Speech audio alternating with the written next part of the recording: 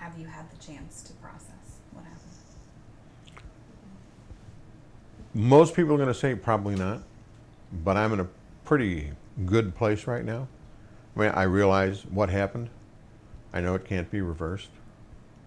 And I know that I may wake up someday and say this is a horrible dream, but it's not. But I think I'm okay. I think 2 weeks from now, I'm going to be in the same place I am right now. You seem pretty confident about that. I am. Why? I really am. My faith. I'm not I'm not an everyday church guy. Probably not an every weekend guy, but the faith is very strong. Somebody asked me. We were talking a little religion with the family, and my brother asked me. He says, "So what would you do if God showed up at your front door?" I say, "Come on in, sir. Let's chat." Have you thought about Darren at all? Yes. What are you thinking of him compared to how you knew him previously? Well, I'm sad for him. Sad for him. Yes, because I think he realizes what he has done, and he's got to live with that, and that can't be good. People we've met, over the course of the last week say there was no sign anything was wrong. No, we had dinner on the 23rd at their house. Darren deep fries a turkey for us. He deep fried pickles for Johnny. Johnny liked deep fried pickles for a 10-year-old. Who knows? But he made a special effort to get the pickles, to do the deep frying pickles, and they brought the breading and the whole 9 yards. And he did nothing but try to please people. He wanted people to think well of him. I never saw a mean side. I never saw him raise his voice. I saw him with the kids a lot, and he would help them with their homework, and never heard him raise his voice, never heard him get mad. He just seemed like a very calm, quiet guy. How did you find out about it? I want to say it was 7 o'clock that morning. Debbie's son-in-law was out, and he had heard about the shooting on Whetstone Drive. And he calls Debbie, and he says, "What street does Kate live on?" I don't remember the name because they'd been there. And he said, "Whetstone Drive," is what she said. And he said, "Do you remember the address?" And Debbie said, "Yeah, it was 150. He says, "I think that's where this big shooting was." So we flipped on the news, and here's a picture in the dark of the house. Not a good picture, but enough that I could pick out the two flags on the front of the house. And I'm like, that can't be. That's Kate's house. What did you do after that? Called the police. Got a hold of an officer, and we talked, and I told him who I was. He says, "Wow, we thought you were in Florida." And I said, "I'm right here in Maryland Heights. I'm very close." And I asked a couple of questions, like, how many people were killed and what was what? And he said 4 people, a young lady, 2 kids, and it looked like an older lady. And he said that the individual that was the perpetrator drove off in a white pickup truck when we were rolling up to the scene. Darren got a white pickup truck. So you knew at that moment. So I knew. There was no doubt at that point. When you see the house, you're kind of like, nah, that can't be. They're just showing a house in the neighborhood or something, But that's how I found out, because I don't think they could associate the name, Are you racking your brain? I can't put myself in your shoes, but I would think that I'd be looking for some sort of answer or reason as to why this happened. Yeah. Have you come up with anything? Ideas, but nothing certain.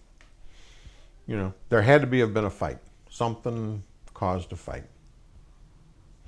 And I would probably speculate that it was a big one. And she probably told him to get the heck out of my house and never come back. I mean, that's kind of the thought that I have. And at that point, he just, did he have the gun when they first started fighting? We don't know. And that was his reaction. And I think that was his reaction, and then he just went.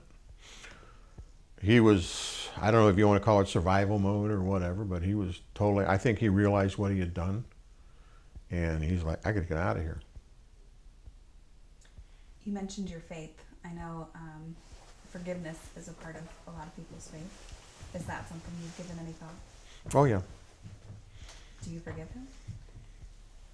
partially, and not all the way yet. Fair enough. Fair enough. It will get there. We've had conversation with the prosecutor, and it's not been decided whether this is a death penalty case. But I said I'm okay with that. If it is, if it's not, I'm okay with that too. Because his life, if he lives the rest of his life in jail, will not be pleasant. What do you make of the outpouring of support? It's absolutely amazing. I am just so surprised.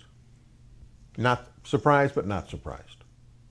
I'm getting a lot of strength from that. I mean, I can honestly say I really feel the love from everybody.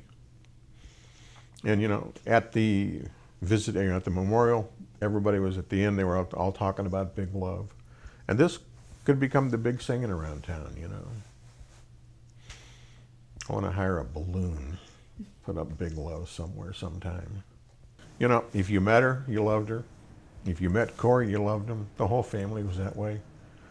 All of their friends. I mean, there are hundreds of friends out there, and I just want everybody to know. Everybody to know. Yep. Can you say, is there any one thing you're going to miss most about your daughter?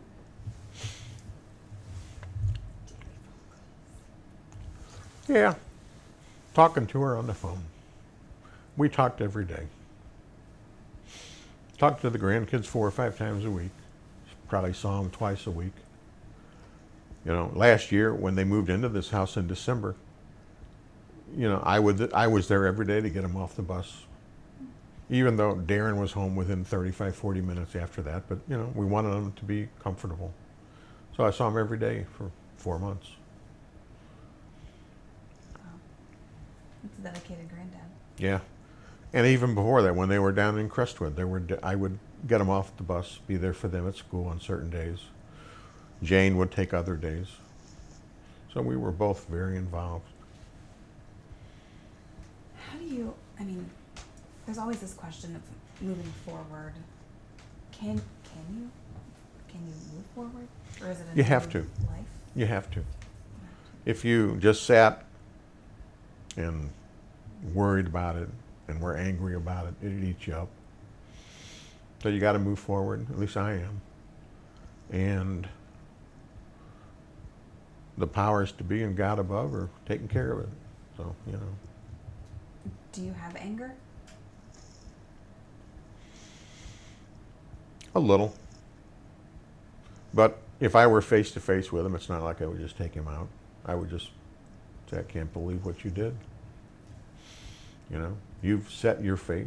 I don't even have to tell you where you're going. You know where you're going. So it kind of, in that manner, I'm comfortable that, you know, like I say, his life is gone. You know, the booking picture that I saw, that's a lifeless person there. There was no emotion in his face at all. So the Darren that I knew is gone. He's not there.